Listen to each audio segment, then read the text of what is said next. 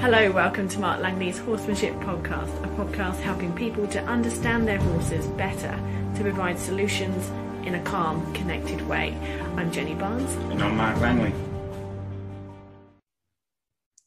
Hi Mark, your first question this week is from Ashley. It's in relation to dry riverbed creek crossings. So I'm just imagining sort of a bit of a steep downhill and then the dry riverbed and then a steep uphill the other side. So she's really happy with her horse. He's going really well. She says, thank you for your advice and your help that you've been giving her. I think she was at a clinic recently. But she's just finding this one problem with these crossings. And what he'll do is he'll approaching them seemingly calm and connected, and she checks that they are connected. And then as soon as they start heading down, he pops in a little rear and then tries to run through. And if she lets him go, he'll pig root in the middle and he'll run up the other side, take a big deep breath at the top and go, okay, nothing ever happened. So she's tried putting him in different positions, I think with other groups of other horses. The best crossing she's had is with him when he's been side by side with a quiet horse approaching the descent at an angle. And she's been able to reconnect him with him, but she just wants to spend a whole day just concentrating on crossings, and she's wondering if you've got any advice on the best way to approach it. Yeah, so it's funny thing that crossings, because sometimes you train horses and in anything, float loading, whatever it is, horses can do scary things like float ramps and creek crossings. Once they learn that they can get to the other side of something, they soon switch off whatever we were asking and then just go other side, safety, beauty, and they'll keep doing that and they'll make it harder. It'll get harder and harder, especially little gullies that the horse jumps, because it's like easy to get to the other side. So it's so important to sort of, we change that pretty quick. Now, the question there, you're sort of talking about, I've been working on getting the horse connected and, making sure you've got a connection.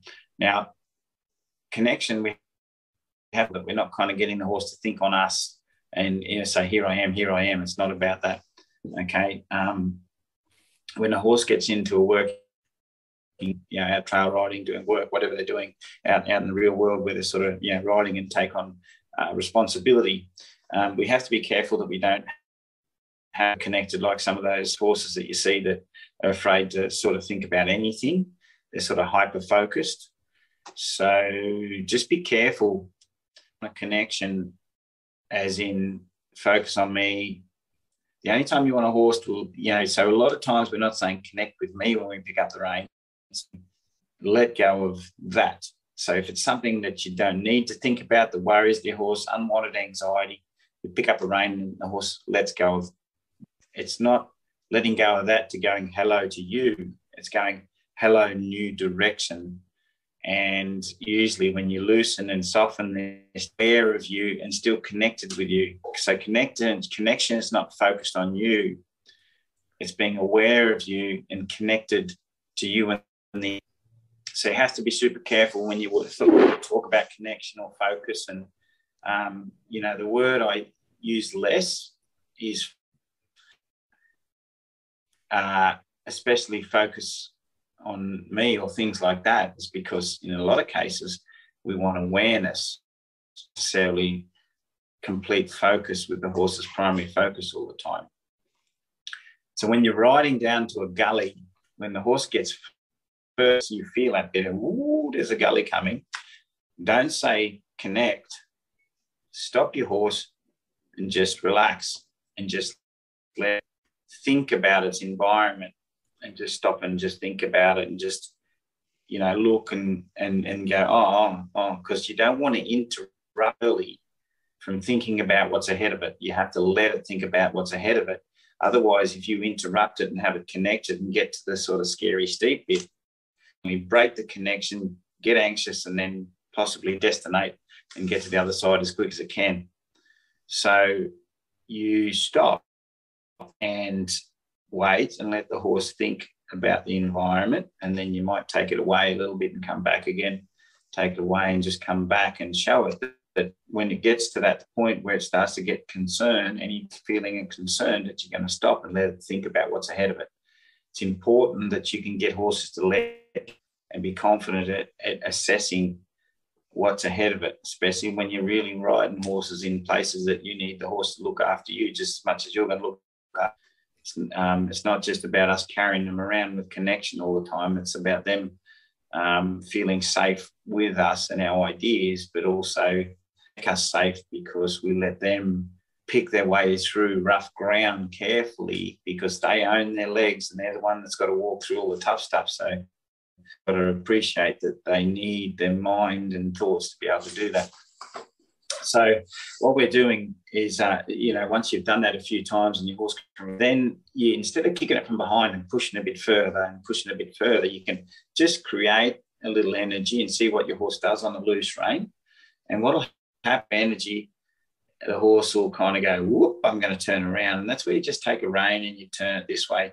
And the best thing you can do, gullies and things like that, is you go from side to side. So as you go from side to side, you're leading the horse across one way. So if you've got room, practice a gully with a bit, but not one of those tight, eroded tracks where there's no way either side to go. Try and get a spot that you've got a little bit of room to turn from side to side a little bit. Take the horse across with the right rein, and it stinks across to the right, and it steps out with its front feet to the right, moves across that way, and then you take and just move it across to the left. So it goes. So what's happening? It gets one eye on the gully and one eye on what's ahead of it, and then as you turn, it gets the two eyes on, and then as you turn, the other eye on. So it's been exposed to one eye on, one eye away, other eye on, other eye away, two eyes on. And that's what you really, gently weave your way down. And, if you hit another bit of a threshold and the horse is like, woo, I'm thinking a little, let it think a little bit. And then, then once it's thawed a little bit, you can just gently weave your way down again. So there's no straight line sort of ways, just moving across here. And then, if the horse gets a good, strong forward thought, but it's not like going to ping off, you wait a little and let it think about stuff, and you just gently work carefully, down into there, not hunt, pressure, release, because otherwise you'll just put it back into that scenario where it goes pop and goes to the other side. And then after the horse has done a really close down to the sort of scariest bit, which might be the rocky part, you just gently turn around and you ride back up to the top and do that again, almost like your float ramp and taking it off and on and off. So it's really soft at the approach.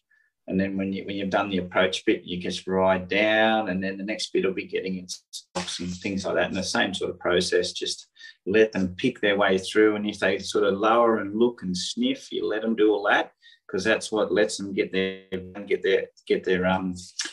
vision into a better spot to sort of understand what's ahead of them. Because drop downs are always a bit hard with horses.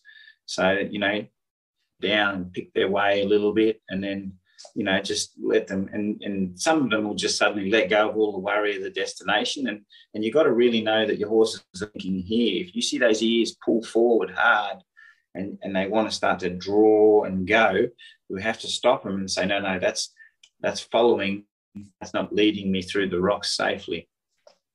So you don't let them get that strong destination. If you've got halfway through and things start to change a bit, you try and reset them and let them think about their environment. But you work your way through that, and they'll carefully start to take you through things. The more likely they're going to just sort of rush through, and it's every gully, every sort of thing that they're worried about, it would just become like a light at the end of the tunnel. They just get to the end of the tunnel without. The next question is from Tracy. It's in relation to slightly aggressive horses and not getting in their way. So she's got two horses. I hope I'm pronouncing this right, Poe and River. River's a new horse. Poe has shown a little bit of dominance and aggression towards River. He picked his ears back and whatever else that he's done. And Tracy is done to spend time with him in the paddock, and she doesn't want to get caught in the way, which has happened to her before, of a flying kick or a sudden bite, from Poe. So she's just wondering, should she be stepping in to redirect Poe's energy when he shows that kind of dominance when she is in the herd? Any ideas? Yeah, for sure. There's an interesting little scenario, and there's, some people are into freedom in horses, and some people shut their horses down, and there's a whole spectrum. And I think the most important, when you're looking around for a long time, field timing and balance, the biggest thing that I think is the most important thing that we have to understand in any horse training or anything like that is balance, the right balance. Okay, so you don't want to shut down, but you don't want horses just to think that when they're around humans and human environments, or that they can just suddenly go, I've got a strong thought, I'm just going to go towards it because I'm in the paddock. And as soon as we start to get in their environment, and that when we're with another horse, that horse can't just come in and sort of push on that horse because we're there. So once we're there, we're stronger. This is my bubble. When my bubble's near this little horse that's not so strong, that horse is in my bubble, in my area. So this is my area, and I can protect that area. This is my friend. Just like little satellite herds in big mobs, as one horse will come over, and this little satellite herd will go, this one, but there's some out, and don't go away, because and that one's good at maybe keeping the other horses that look a bit bossy away.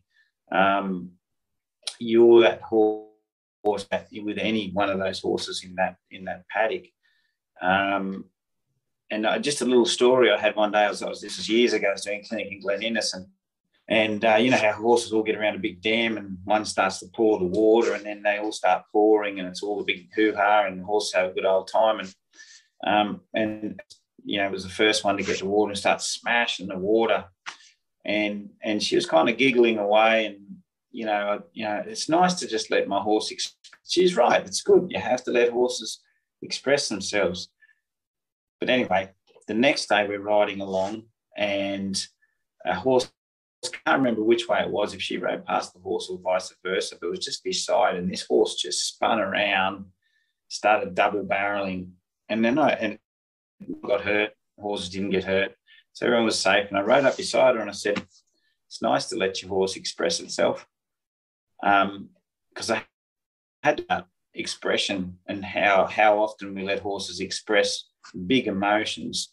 And sometimes when you're out riding the horse and drink and just rest a little, and there's time for play and there's time not for play, because at the end of the day, because in a horse expressing sometimes an excited thought that's kind of a soft thought, like a playful thought, can be them thinking they're allowed to express hard thought towards another horse. So we have to be very careful. So that's where balance comes into everything, and we have to monitor that balance, that we can change a horse's thought. So saying is, we can change their thought very quickly and effectively if we need to, for the safety of everybody, the other horses, the children that are around our horses, anything like that come in, and we have the power that we can say that's not available. That's important. And you don't have to have a submissive slave. Horses are quite comfortable with that in their herds, a confident horse that they know that they're not going to be able to push, but that can't bully them all the time.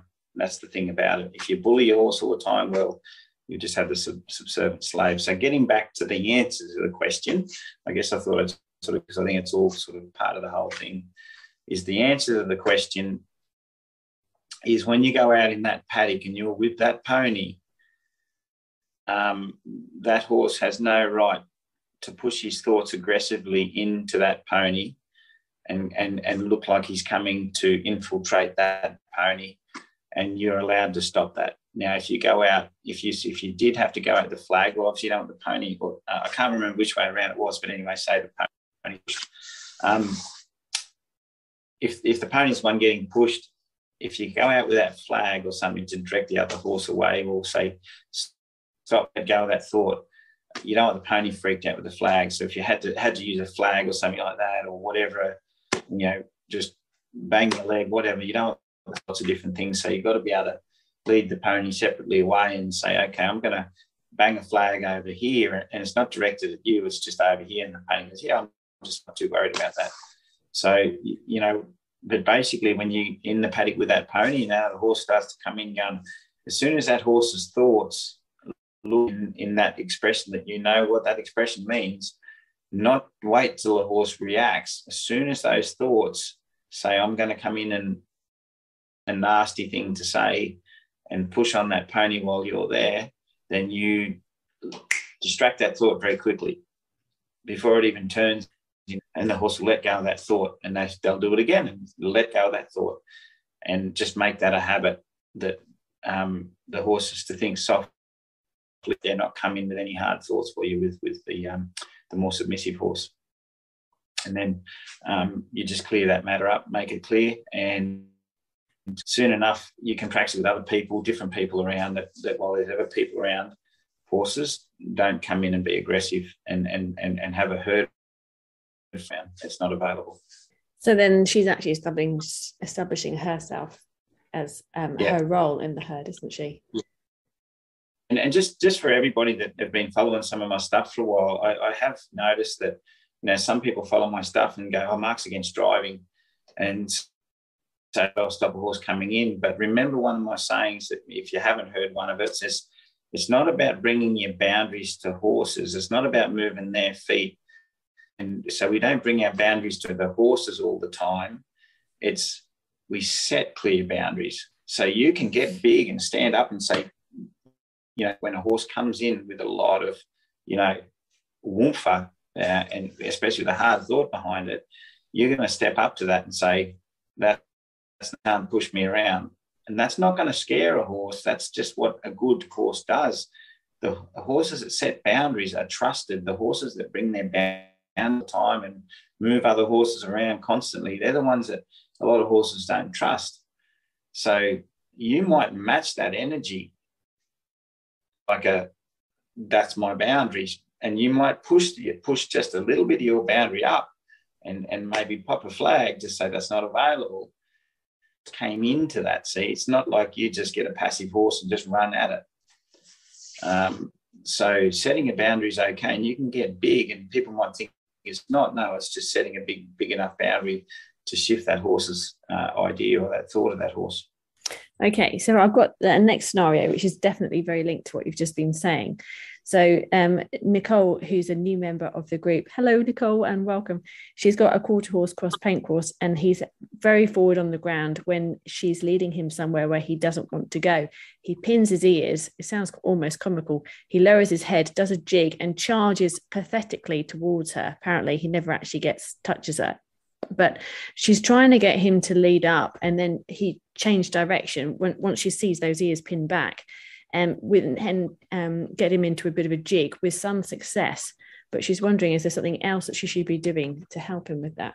I had to read that question a couple of times actually, because I was looking at it and I was trying to just really understand it, and I was thinking about your question, Nicole. And the hardest thing answering questions on is I'll never know.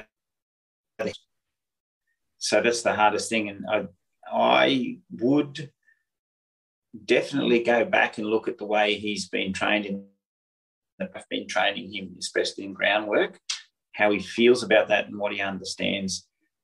There's horses that have been, and it's very common anybody for doing it if they have done it in the past, but if people have sort of studied, done a little bit of horsemanship, different things like that, there's a very it's very common use of driving energies and stuff to operate horses. So some of those snaky, snarly horses that are still kind of get angry at us and blame us for a lot, sometimes if you go back to the groundwork especially, you can see us, the humans trying to control the horse in a sort of an alpha, I'm going to push you down the pecking order, we're moving their feet away, and there's that kind of negative feeling in the horse in the groundwork. So I would say, and if you're new to what, the membership, notice that I try and offer people alternatives to that. So go back and look at some of the other groundwork that you and things like that. And if there's any of that kind of snake him where he's kind of a little snarly when you sort of direct him and things like that, try and figure out or look into the ways that you might get him to direct softly and instead of move away from energy. So when you're looking at your horse and your groundwork away from those scenarios where he's not confident, leading him through, the valley of death, he gets anxious and he gets aggressive. Then go back and look at all the other little groundwork things that you're doing. And if there's anything where you're thinking he's kind of moving off your driving energy and he's kind of snaky about it, angry about it, and you have to address that as well, because that's the holistic thing that helps the horse follow us as a lead and not just not be with us because they still think we're pushing them down the pecking order or something. So that being said, you'll go back and look at all the little with you and see if you can find any spots in there you can address and fix. Going back to the scenario of the leading him through scary areas earlier when he's anxious, and stop, maybe get his thoughts back, distract him, stand still. Don't do anything to sort of busy with him, because if he's got that hard side to him, he might sort of see any busyness as angry, and just let him sort of soften and maybe put your hand out, let him breathe on you and know that you're still friends. You're not going to sort of go and manage him. The biggest thing is people manage their horses all the time, but the best thing that they can do is manage themselves. And without it, actually, it's just while it's in my mind, I was so proud of a lady just at the last clinic. She did a clinic the last Victorian run, and it was the most destinating, gazing horse that would not look at anybody. It was in the arena, and it just almost like said, the land of scorpions, and I wish I wasn't living in the land of scorpions. Get me away from all these scorpions. That's what kind of like she's and she also got some help with another lady who's watched a few of my clinics as a fence sitter, and she does a lot of work on people center, become better centers. And so the whole work that I was trying to do with her is center yourself, relax, and see if we can get that horse to let go, so we can offer the horse a better place. So anyway, between that clinic and this one, she came in and I was like, I wouldn't have. That horse came into that arena and it was kind of loose and soft, and new people came over to it and it was sort of like give them a hard eye and just look away. But with her, it was really trusting and really loose and calm, and, still anxious in certain areas, and all the horse things were kind of amazing. So, and that's the sort of place you want to be for your horse. So when you do stop and take your horses into new scary, the horse has got to have that trust in you that, one, you're a strong leader, that they're not going to question because they're not going to question authority, because also feeling that you're the trusting person that makes them feel confident. So when you got that feeling, when you go into new places, they're anxious because they're with part of their herd, and they're with that strong member of the herd that usually helps them, makes better decisions when things are a bit. So that's really important in everything you're doing. So you have to look into that. But yeah, so when you get to that scary spot where the horse gets anxious, stop, reset your horse. If they start to really bounce and think around and they're not sure, have some way of distracting them, reset them. Whatever, get a distraction. It's got to be big enough to get a distraction. When they get let go of that distraction, that worry, and stop, and then you might take them back through that scary environment until you can walk slowly through that scary environment, and they put more trust in following your feel, and they softly go. And it's just, instead of taking them into the middle of the scary environment and then being all hectic, you slowly grade how you go in, just like loading a horse on a horse float.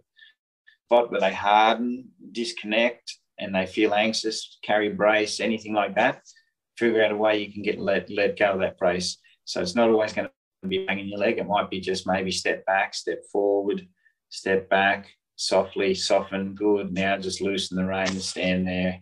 Okay, good. Let's walk a little. And then you take them back out again. And, you listen to their threshold a little more. When they hit a bit of a threshold, you show them a pathway to soften. And then when they're soft, you might go away from their threshold a little and then back to it again. And then soon enough, and trust you a lot more, you'll be able to just walk fast through a scary area. You won't have to do all that because they're actually going, well, she says it's safe and I'm safe with her. So anyway, and that's the way you look at it. Okay, and just finally, we've got a question from Karen, a completely different one. She says, can you talk a little bit about virtual coaching? So this is when members send through a video and you review it. She wants to do one of those videos. She just wants to know what works for you, any tips or tricks when they're recording so that they can get the most out of your feedback. Yeah, so virtual, there's different ways that I can do virtual coaching, and it all depends on, I guess, the strength of the internet where you're at. Like I always try and be in an area at home that we've got strong enough internet to handle virtual coaching, as in real time coaching. Then there's also, don't have that sort of internet or technology, especially here in Australia where there's there's a lot of places where there's not a lot of internet. They do is they video something and then they send it through. Now, so regarding the live coaching, is you get a friend, or if some people are working with PVOs and things like that, robotic cameras, there's still a little bit of you really have to find out if the PVOs everything's going to work, and how to link up on both sides with the PVOs if you've bought a PVO or something. It tends to work really well as in the virtual coaching is someone borrows their friend, their husband, their wife, whatever they partner, and they just hold their iPhone, their Android phone, whatever, and they film, and riding has the Bluetooth headphone connected to the phone, and then I just talk what I see and help them on a live situation like that. Obviously, you just got to know the range of your Bluetooth. Wind is a big one. The little headphone things on windy days, if people want to talk back to me, the wind will just sort of override it. So but sometimes if it's windy, I just talk you through things and don't worry, you just won't be able to talk back to me. So that's the virtual side of it. And knowing the range of your Bluetooth, so you generally set that up a little bit better. If you know the range of your Bluetooth markers or something, to know that when you get out of earshot of the Bluetooth, I can't hear or talk to you. So the other one is if you set up a camera setup, if it's not a live, so if you don't have anyone there, you just go behind your camera, set up the widest angle that you've got, markers up so you work in a range of that area, and I can still see you when we just do a virtual lesson in a smaller area. So that's the coaching. And then the other one is just send a video through. So the video through is just someone films you, or as I say, set up a camera and know where you're working. If you can, what really helps if you're using a bigger area, if the person filming can zoom, because sometimes it's very hard sometimes to see things. So you just send a video through to me, and I critique it or positively, and I put it on the members. That's a free sort of service that you get. You can have a private one, which is just on a sort of a rate. So I critique it, and I put the video back up with a talk over of what's happening. The other way I can do it is I watch the video, and then we have a phone conference, and I just talk about what I've seen and what you're doing, and we just discuss how you can, work on it. Okay, so say that's the way. I'm out there working with my horse, Mark, and I want to get your feedback. I'm a member, so this is the free service. Yeah. And this is just a short video that I send through, sort of about 10 minutes, and you're going to talk over it with what your thoughts are. So I've been working on getting this really nice walk to trot transition, and I want to hear your thoughts on it. Do I show you the problem areas I've been having, what he was doing before? You know, do I show you what he's doing really well? What is it you're looking for? Yeah, I'm looking at like the main areas. So I've got to think, okay, what are the most important bits and what am I working on? And you doing that and where the issues are happening. You have to be doing something. And you know, and I think it's best off that you would do the editing. So because I have had videos come through that I've got to pick the little spots through it that are probably worth anything, and the rest wasn't for you know, putting online. So if it's kind of like a short 10-minute where you've sort of picked those areas that you're struggling with and you've sort of, you know, sectioned them out, that would work a lot better, because then I'm talking, you know, and it's an educational lesson instead of like, you know, the 20 minutes of you standing in between doing some meditation with your horse and then another bit. Definitely sort of want to work on what's really happening and be doing something with your horse, especially when you send the feedback through. But you know, you'll a bit of a blurb on what problem that you're having or whatever, and I'll read that. So I've got to see that scenario of what. If I see any other things in there, then I'll obviously tell you. But it's got to be a bit more specific on you know, the thing that's going wrong that you want to help with. Yeah, that makes sense. So really honing in on what it is and showing that thing happening so that you can see it. Yeah. Very good. Okay. All right. Well, thank you very much, Mark. Yeah. And, sorry, I'll let you continue. Oh, no, just the other day, I just had a little one. There's a horse that got tightened up in the saddle. And so the problem was the horse tightened up in the saddle, and when I guess it gets a bit frozen and can buck that. But the video was more just of this horse standing, getting desensitized with other things. So I couldn't really work on the issue because the issue wasn't in the area of where the person sent, the video that the person sent. So I had to kind of, you know, so yeah, it has to be very specific. Okay, very good. And so members, if you're wanting to jump on and make use of Mark's free video feedback reviews, that is just available from the membership menu once you've logged in. Thank you very much for listening, everyone. And we will talk to you again soon, Mark. Thank you. Thanks, Jenny. Thanks, everybody. You can learn more from Mark online through his online training videos. Just search Mark Langley Horsemanship. There's over 380 training videos which everyone has access to with a 7-day free trial. If you like what you see, it's just $15 a month from there. That's help where you need it.